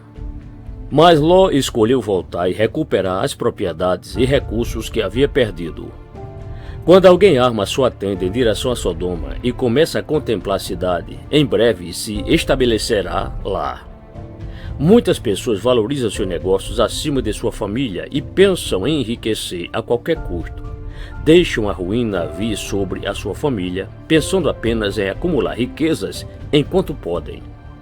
Mas quem vai para Sodoma e aceita o que ela oferece, deve saber que o julgamento virá. Veja onde estão os cristãos que se envolvem demasiadamente com este mundo, se estão ganhando almas para Jesus Cristo e edificando o seu reino. Existe uma diferença entre aqueles que são de Deus e os que são deste mundo. Aqueles que servem ao Deus deste mundo são os servos do pecado e de Satanás. Aqueles que servem ao Senhor Jesus Cristo não pertencem a este mundo. Onde encontrar paz? Deixo-vos a paz, a minha paz vos dou. Não vos-la dou como a dá o mundo. Não se turbe o vosso coração, nem se atemorize. João capítulo 14, verso 27. O Evangelho de Jesus Cristo é um Evangelho de paz. Ele vem para trazer paz à terra, isto é, paz para aqueles que o amam. Porém, algumas pessoas questionam essa verdade por causa do que está escrito em Mateus 10:34. Não penseis que vim trazer paz à terra. Não vim trazer paz, mas espada. A paz é para os que a têm, assim como a espada é para os que a têm. Existe uma guerra entre a natureza e a graça. Sempre houve e sempre haverá. O Espírito de Deus e o Espírito do homem natural nunca concordaram e nunca concordarão entre si. Há tanta diferença entre eles quanto entre óleo e água, e o dia e noite. Por isso, não há como uni-los. Quando abaixamos a espada, a paz, mas se levantamos a espada, a paz se vai. Deus quer que tenhamos paz e Ele veio exatamente com esse propósito. Quando nós recebemos a Cristo, também recebemos paz. Por isso, se não temos paz, a culpa é nossa e não de Deus. Se temos guerra, não é porque Deus não nos deu paz, mas a culpa é da própria natureza corrupta do ser humano. Seu coração é negro. É impossível plantar paz neste mundo e não termos guerra. O mundo está em guerra contra Deus e não o quer. Quando estamos dispostos a ter paz, podemos entrar nela. Cristo a trouxe do céu para nós e Ele diz: tende bom ânimo, eu venci o mundo. João 16, verso 33. Um grande erro que as pessoas cometem é que procuram paz no mundo. Elas jamais conseguirão encontrá-la. Enquanto muitas pessoas levantam sua voz contra Deus, elas não podem ter paz. Nós, porém, recebemos a graça de Deus e podemos descansar nessa gloriosa paz que vem de Deus por meio de Jesus Cristo.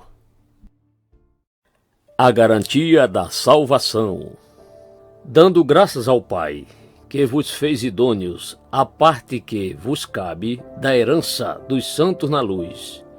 Ele nos libertou do império das trevas e nos transportou para o reino do Filho do seu amor, no qual temos a redenção, a remissão dos pecados. Colossenses capítulo 1, versos 12 a 14. Precisamos lembrar os filhos e filhas de Deus que eles são salvos por meio de Jesus Cristo. Contudo, é preciso dizer que algumas pessoas que não sabem que são salvas porque realmente não são. Elas desejam ter a certeza da salvação, mas não nasceram do Espírito. Uma pessoa pode se unir a alguma igreja, obedecer a todas as práticas exigidas, tornar-se membro oficialmente e ainda assim não saber nada sobre a graça de Deus e sobre o novo nascimento. Se uma pessoa não foi regenerada pelo poder do Espírito Santo, ela não terá certeza de salvação e nem deveria ter. Outras pessoas estão vivendo em pecado e não pela luz que Deus lhes deu, por isso não terão segurança de sua salvação. Quando estamos prontos para fazer o que Ele nos diz, não temos problemas com a certeza de nossa salvação. Paulo nos diz em Colossenses que o Pai nos reuniu para sermos participantes da herança dos santos na luz, que Ele nos livrou do poder das trevas e nos transportou para o reino de seu querido Filho, e que, no Filho, temos a remissão dos pecados. Note que Paulo não diz que Ele nos transportará, mas que Ele já nos transportou. Ele não quer dizer algo que vamos ter no final da vida, mas algo que já temos. Aquele que crê no Filho tem a vida eterna. João capítulo 3, verso 36. Quando você encontra nas Escrituras uma verdade repetida várias vezes, de diferentes formas, pode ter certeza de que é algo muito importante, que o Senhor deseja que compreendamos profundamente.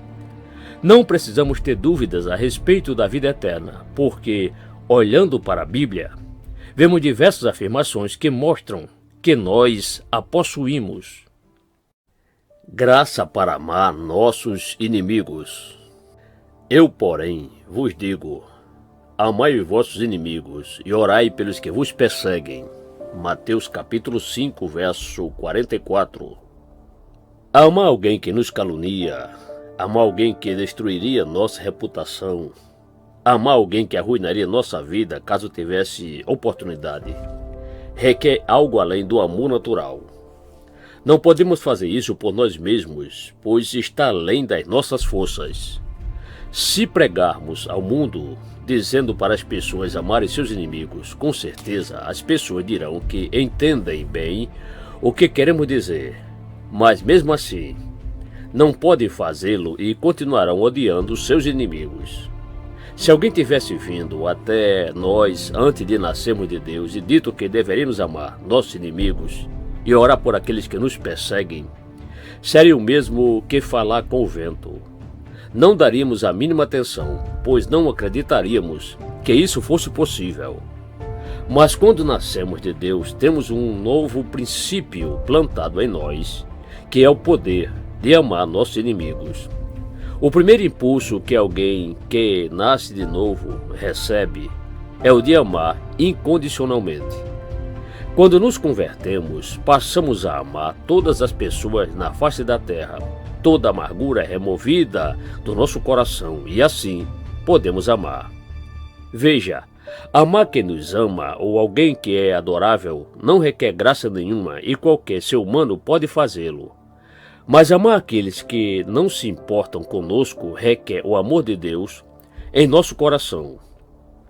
Você tem esse amor? Pergunte-se a si mesmo com sinceridade. Se tivermos esse amor, isso será um sinal de que o Espírito Santo derramou o amor de Deus em nosso coração e de que temos o Espírito do Calvário. Porque no exato momento em que Jesus Cristo estava sendo morto na cruz, naquela mesma hora em que zombavam dele, ele orava: Pai, perdoa-lhes, porque não sabem o que fazem. Lucas capítulo 23, verso 34. Devemos matar nosso orgulho. E dizia: o que sai do homem, isso é o que o contamina. Porque de dentro do coração dos homens é que procedem os maus desígnios, a prostituição, os furtos, os homicídios, os adultérios, a avareza, as malícias, o dolo, a lascívia, a inveja, a blasfêmia, a soberba, a loucura. Ora, todos estes males vêm de dentro e contaminam o homem. Marcos capítulo 7, versos 20 a 23.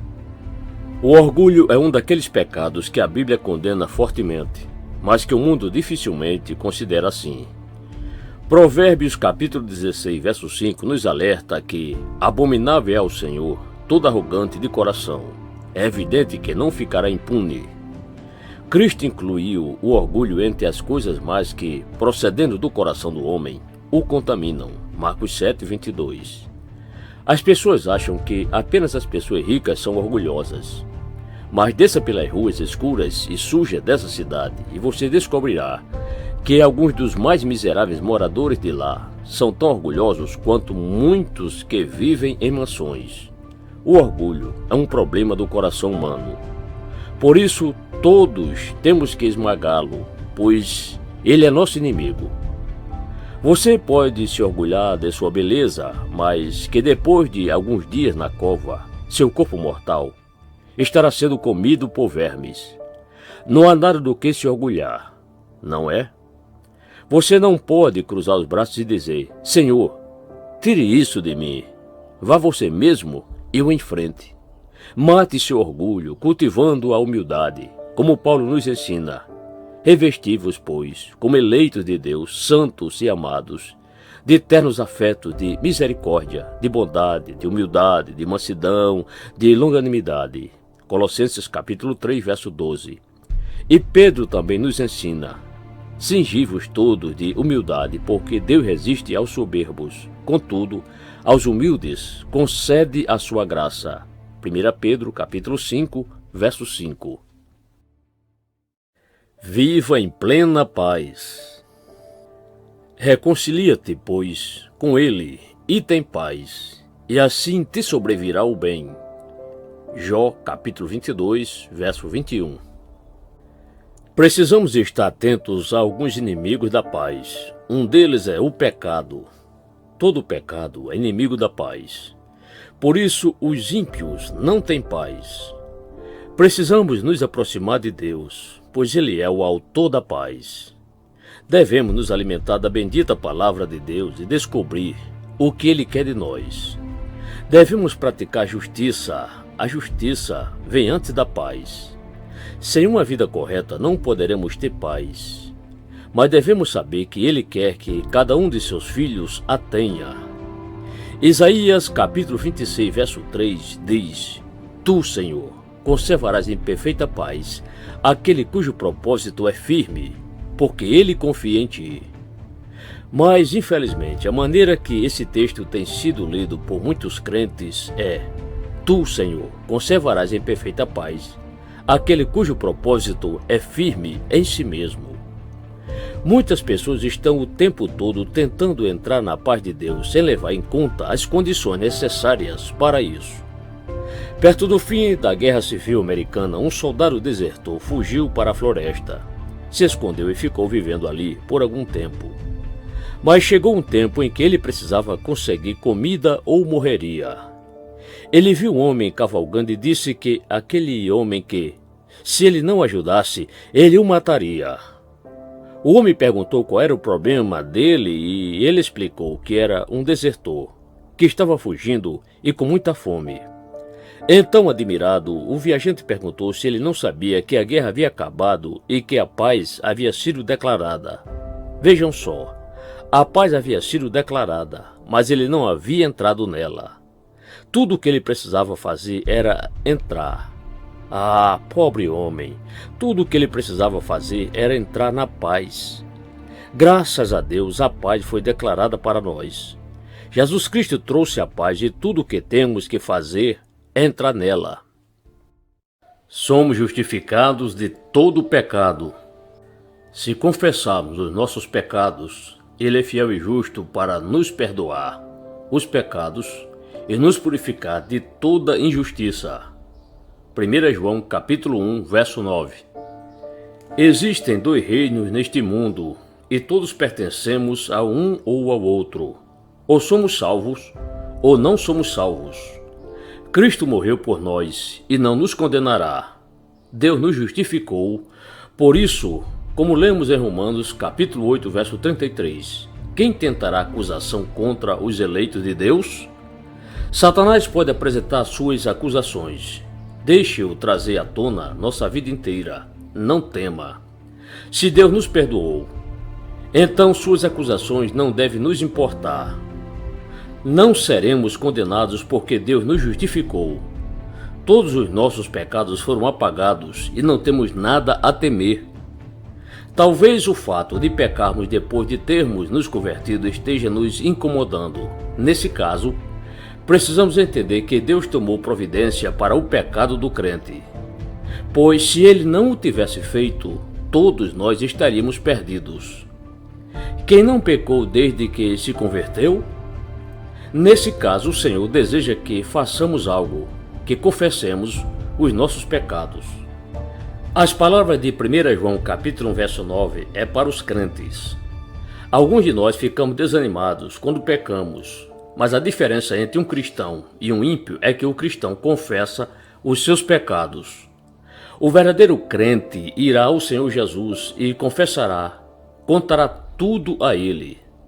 Se você fez algo errado, confesse-o e peça a Deus que o perdoe e Ele o perdoará. Ele se deleita no perdão.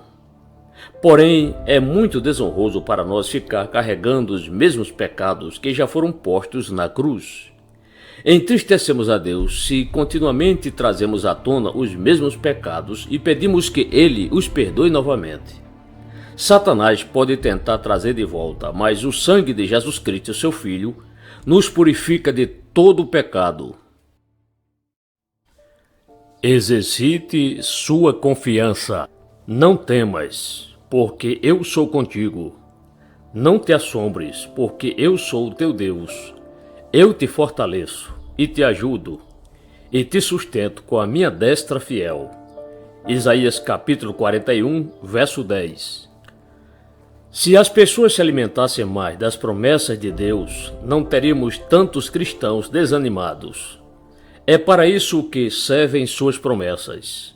Elas nos ajudam em nossa jornada pelo deserto. Eu não acredito que ninguém neste mundo está isento de cair em desânimo, melancolia ou depressão. Mas Deus tem sempre alguma promessa para nos ajudar. Por isso, temos que buscá-las. Mas tome cuidado, pois Satanás também tem suas promessas e muitas pessoas não sabem a diferença entre uma e outra. Por isso, elas acabam vivendo de acordo com as promessas do diabo. E se perguntado por que não crescem, por que não recebem poder espiritual? Quando Satanás faz uma promessa, ele não tem o poder de cumprir tudo o que promete, pois ele é o pai da mentira. Há ainda as promessas feitas por pessoas que podem ser boas ou ruins e pode não valer a pena confiar nelas, diferentemente das promessas de Deus, que sempre são boas e confiáveis. Por isso, não devemos duvidar delas. Há cristãos pensando que Deus não vai cumprir aquilo que ele tem prometido. Outros pensam que nem todas as promessas da Bíblia são confiáveis e ficam aguardando seu cumprimento para confiar nelas. Mas tudo isso é lixo, mentira do diabo, e devemos enviar essa sujeira de volta ao buraco de onde elas vieram. Deus vai cumprir todas as suas promessas. Quando você encontrar alguma promessa na Bíblia, lembre-se de quem as fez e que ele é poderoso para cumprir tudo aquilo que prometeu. Por isso, você pode acreditar nelas. Deixe que o mundo saiba quem você é, respondeu ele. O homem chamado Jesus fez lodo, untou-me os olhos e disse-me: vai ao tanque de Siloé e lava-te. Então fui, lavei-me e estou vendo. João capítulo 9, verso 11. Que cena maravilhosa é a deste homem, em Jerusalém, confessando a Cristo. O Senhor o enviou ao tanque de Siloé para se lavar, ele o fez e voltou limpo. Os religiosos começaram a discutir se esse homem era mesmo um cego que costumava mendigar pela cidade. Agora, curado, ele confirmava sua história diante daqueles homens.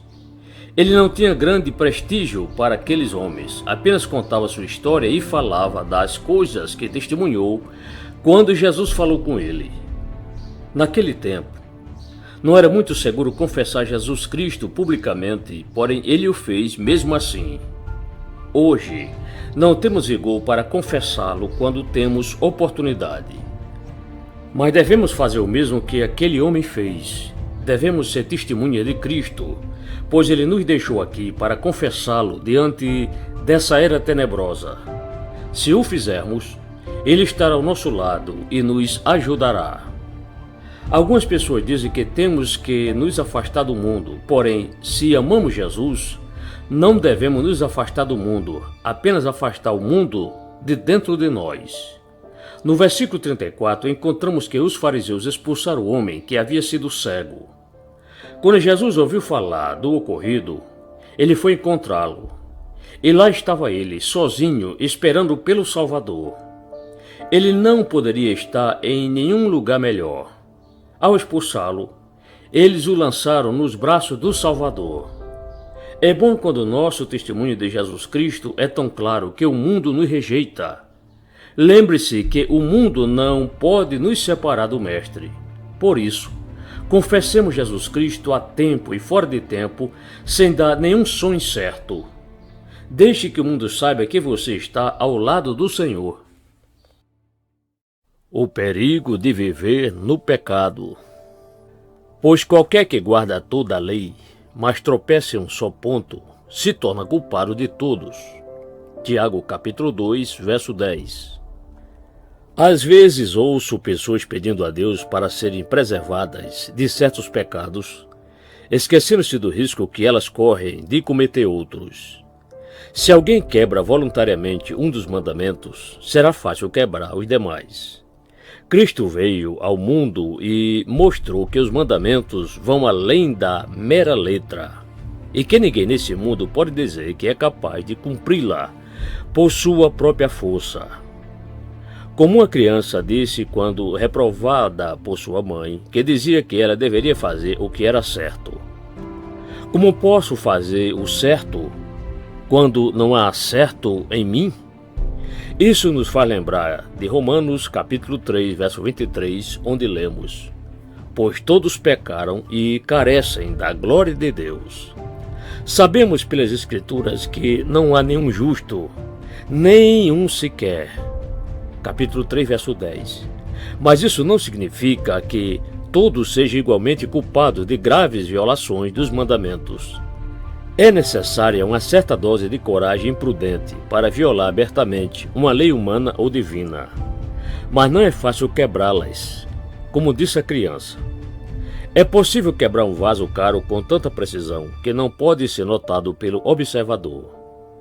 Mas desde que isso seja feito repetidamente e em direções diferentes, e algum dia o vaso se despedaçará com um pequeno toque.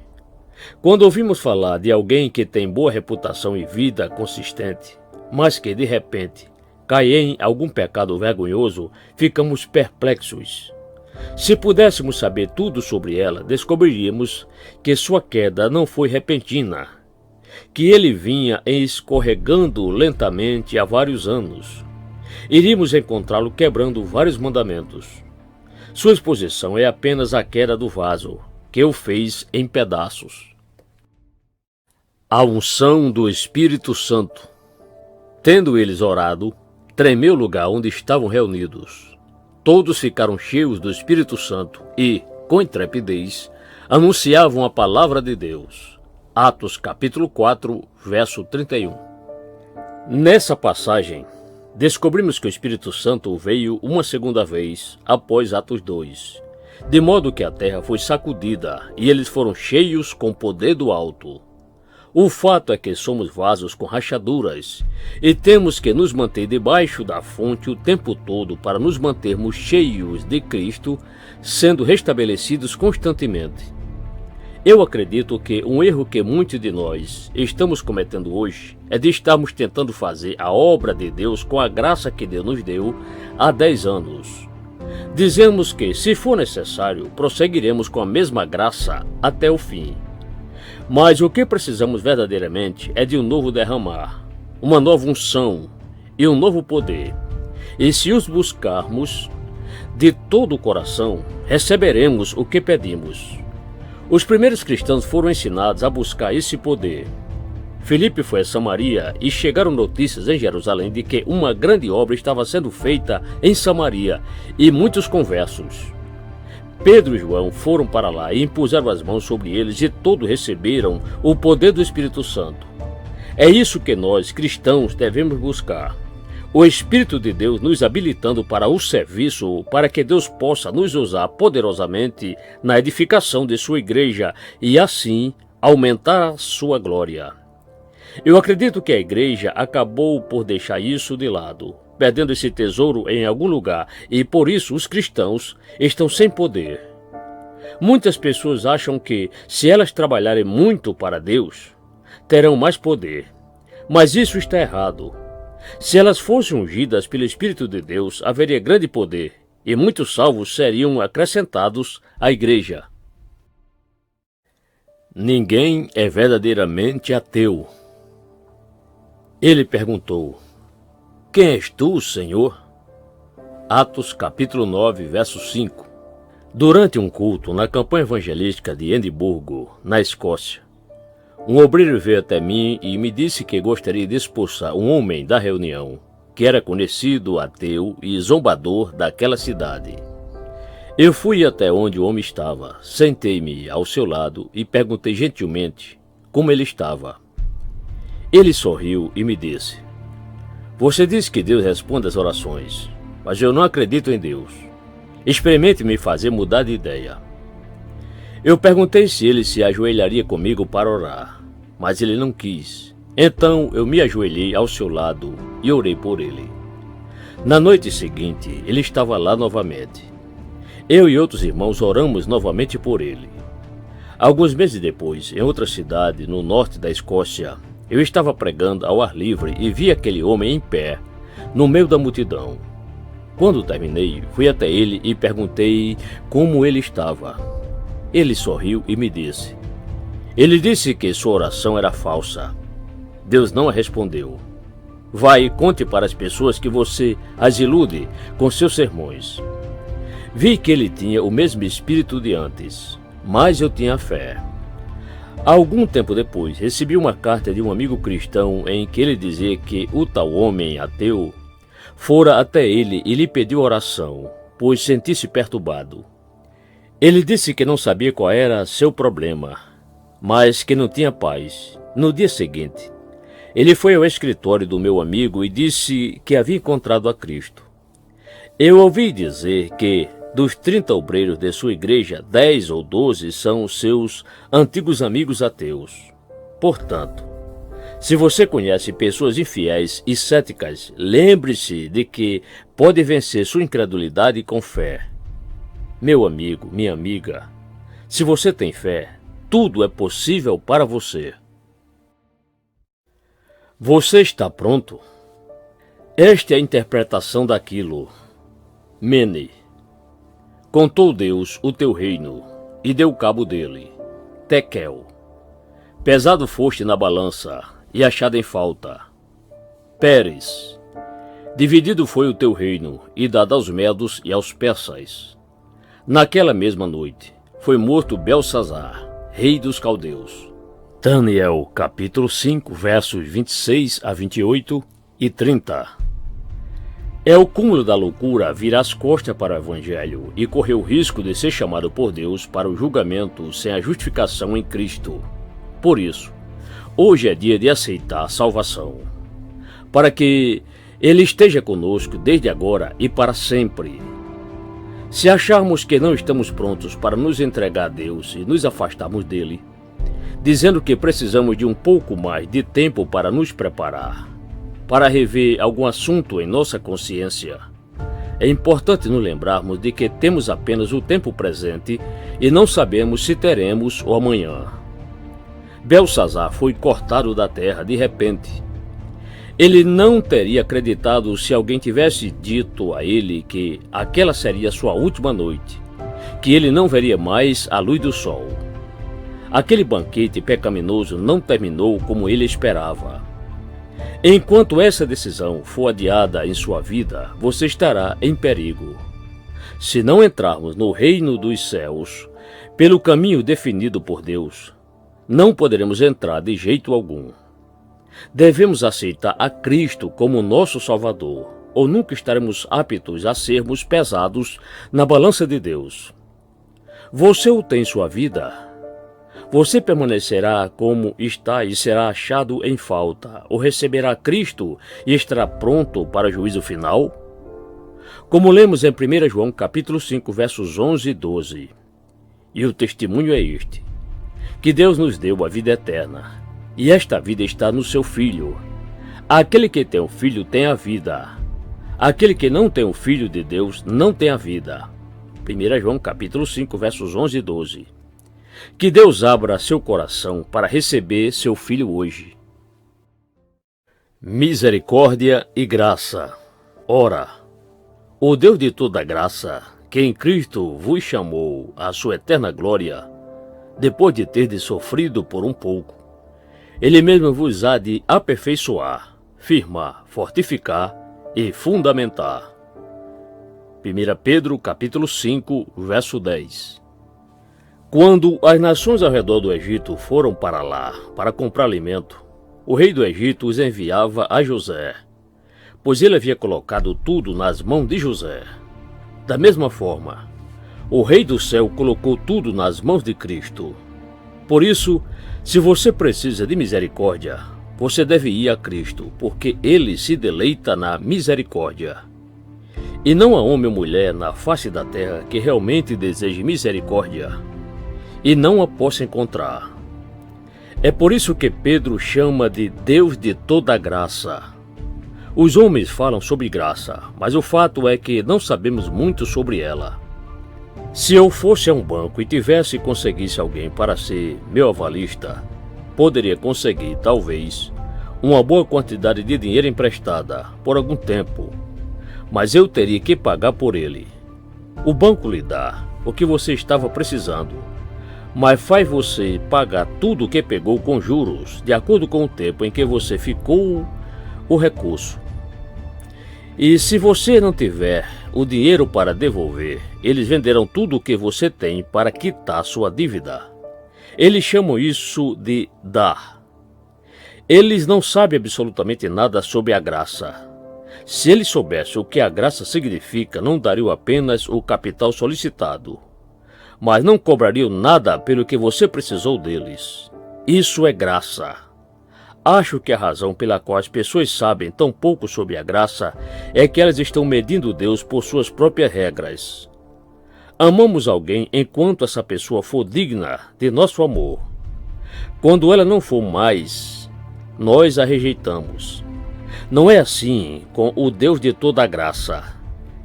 Nada lhe dará mais prazer do que oferecer misericórdia e graça aos que o buscam. Não seja uma pessoa indecisa. Até quando cocheareis entre dois pensamentos? 1 Reis, capítulo 18, verso 21. Se você quer verdadeira paz e descanso para a sua alma, precisa se manter longe do mundo. Lembro-me de que, quando eu era garoto e morava na cidade de Northfield, havia uma macieira bem perto da antiga escola em que eu estudava, que dava as primeiras maçãs da época, antes de qualquer outra da cidade. Havia uma lei que dizia que as frutas de uma árvore que estivessem para o lado de fora da cerca eram públicas, e que as frutas do lado de dentro da casa pertenciam ao dono da casa. Metade daquela macieira estava pendendo para fora da cerca e, por isso, havia mais vassouras e paus batendo naquela árvore do que em qualquer outra árvore da cidade. Nós, meninos, ficávamos olhando e esperando até que uma maçã estivesse ficando vermelha. Nunca consegui pegar uma maçã madura daquela árvore e não acredito que alguém tenha conseguido porque não dava tempo. Sempre havia alguém tentando derrubar uma maçã quase madura. Olhe para muitos cristãos que estão na igreja hoje e você verá que eles parecem com as maçãs daquela árvore, pois querem viver com um pé em cada lado da cerca, um no mundo e outro na igreja. Eles tomam mais pancada do que as maçãs da minha cidade. O mundo bate neles o tempo todo, querendo derrubá-los, e a igreja bate neles também, chamando-os para a santificação. Eles são desejados pelos dois lados, e isso é muito perigoso, pois algum lado vencerá. Por isso, devemos nos manter o mais longe possível do lado de fora da cerca, se quisermos ter força para vencer as tentações. Faminto pela graça. Então lhe disse: por causa desta palavra, podes ir. O demônio já saiu de tua filha. Voltando ela para casa, achou a menina sobre a cama, pois o demônio a deixara. Marcos capítulo 7, versos 29 e 30. Quero chamar sua atenção para este episódio da vida de Cristo. Veja como a graça simplesmente fluiu dele. A coisa mais difícil que Cristo teve que fazer quando esteve aqui nesta terra foi ensinar a graça ao seu povo. As pessoas que estavam ao seu redor, mesmo seus apóstolos, não entendiam a graça. Todo o tempo julgavam por sua própria justiça. Somos descendência de Abraão, diziam eles. João capítulo 8, verso 33.